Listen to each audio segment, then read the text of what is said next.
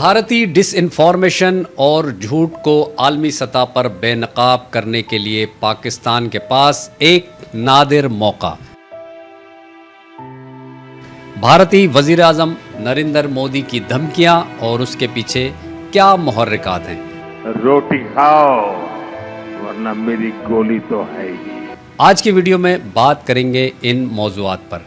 हक पाकिस्तान के नाजरीन और तमाम देखने वालों को अस्सलाम वालेकुम। भारत की तरफ से पाकिस्तान के खिलाफ जो प्रोपेगेंडा किया जा रहा है उसमें तेज़ी आ गई है और भारतीय वज़ीर आज़म नरेंद्र मोदी के लहजे में एक गुस्सा, एक इंतहा पसंदी भी साफ झलक रही है। और अब नरेंद्र मोदी पाकिस्तानी हुकूमत और मिलिट्री लीडरशिप को ही नहीं बल्कि पाकिस्तानी अवाम खुसूसन नौजवानों को धमकियाँ लगाने पर उतर आए हैं।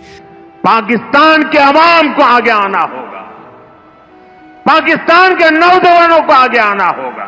जैसा कि गुज़िश्ता दिनों भी आपने सुना कि नरेंद्र मोदी ने पाकिस्तानी अवाम को धमकी लगाते हुए कहा कि सुख चैन की ज़िंदगी जियो, आराम से रोटी खाओ वरना मेरी गोली तो है ही। तो आने वाले दिनों में मज़ीद इसमें तेज़ी आएगी क्योंकि भारतीय मीडिया भी नरेंद्र मोदी पर ये ज़ोर दे रहा है कि पाकिस्तान के ख़िलाफ़ बयानिए में आलमी सतह पर मज़ीद तेज़ी लाई जाए और पाकिस्तान के ख़िलाफ़ डिस इन्फॉर्मेशन को मज़ीद फैलाया जाए ताकि इससे मज़ीद हवा दी जा सके और इसे तेज़ किया जा सके। अब शायद आने वाले दिनों में इंटरनेशनल मीडिया में ये बयानियाँ बनाने की कोशिश की जाएगी कि हमारी लड़ाई पाकिस्तान की आवाम के साथ नहीं है बल्कि हमारी लड़ाई पाकिस्तान में जो टेररिज्म है उसके ख़िलाफ़ है।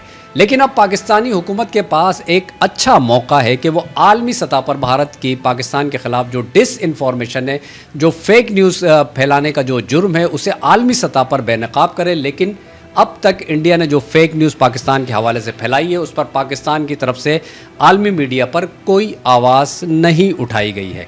मतलब अमली तौर पर अब तक इस मामले पर कुछ नहीं किया गया, सिर्फ बयानात दिए जा रहे हैं, पाकिस्तानी मीडिया की तारीफ़ें की जा रही है, लेकिन प्रैक्टिकली इस पर पाकिस्तानी हुकूमत की जानिब से कोई इक़दामात नज़र नहीं आ रहे हैं। और दूसरी तरफ जैसा कि हमने बताया कि आलमी सतह पर पाकिस्तान के ख़िलाफ़ मनफी और जहरीला प्रोपेगेंडा करने में इंडिया मसरूफ़ है। अब यहाँ पर हम ये बात क्यों कर रहे हैं? क्योंकि अक़वाम मुत्तहिदा ने 2022 में डिस इन्फॉर्मेशन के ख़िलाफ़ एक करारदाद मंजूर की जिसका नंबर था 227/76 और इससे कबल यूरोपीय पार्लियामेंट में भी एक करारदाद मंजूर की गई थी डिस इन्फॉर्मेशन के ख़िलाफ़।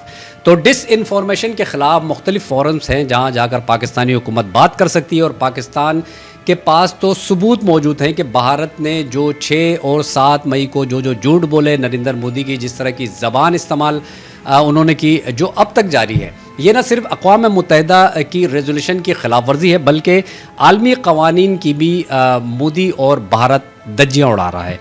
अब यहाँ पर यह भी देखना होगा कि नरेंद्र मोदी की जानिब से हालिया कशीदगी के दौरान ऐसे बयान और ऐसी ज़बान इस्तेमाल करने का क्या मकसद है। मोदी के बयान को दो सियासी तनाजुर में देखा जा सकता है। एक तो वो इंडिया की आवाम को ये बता रहे हैं कि वो इतने ताकतवर है कि पाकिस्तानी आवाम को भी मुखातिब कर रहे हैं। दूसरा उसका मकसद पाकिस्तान की आवाम में फ़ौज के ख़िलाफ़ जज्बात को भी हवा देना है क्योंकि इंडिया पाकिस्तान जंग के बाद फ़ौज की मकबूलियत में इजाफ़ा हुआ है। तो भारत और मोदी के लिए ये बात परेशान कुन है। इसके अलावा आइंदा चंद महीनों में कई इंडियन रियासतों में असम्बली इंतखाबात होने वाले हैं। इंतखाबात तक ये इशू बहुत शिद्दत से सियासी बहस व मुबाहिसे का महवर होगा। इन हालात में किसी तरह के मुज़ाकरात की गुंजाइश नहीं लगती। बातचीत किसी मरहले पर शुरू भी होगी तो वो मुमकिन तौर पर सिंध तास मुआहदे से शुरू होगी जिसे इंडिया ने यकतरफ़ा तौर पर मुअत्तल कर रखा है। इस हवाले से इंडिया में पाकिस्तान के साबिक high commissioner doctor Abdul Basit इस बारे में कहते हैं कि मोदी के ऐसे बयानात देने की एक बड़ी वजह रियासती इंतखाबात हैं।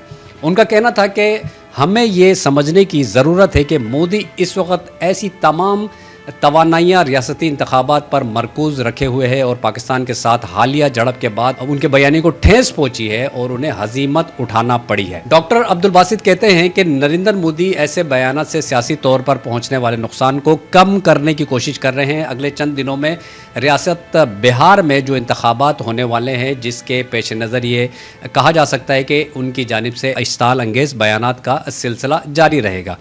اب دیکھنا یہ ہے کہ کیا مودی کی زبان اور پالیسی صرف انتخابات کی حد تک زبانی کلامی دھمکیوں تک ہی محدود رہتی ہے یا عملی طور پر مودی مزید کوئی ایڈونچر کرنے کی کوشش کرے گا. اب تک کے لیے اتنا ہی. مزید تجزیوں، تبصروں اور خبروں کے لیے حق پاکستان کو سبسکرائب کریں اور کمنٹس میں اپنی رائے کا اظہار ضرور کریں. اپنے اور اپنے پیاروں کا خیال رکھیں. اللہ حافظ. پاکستان زندہ باد.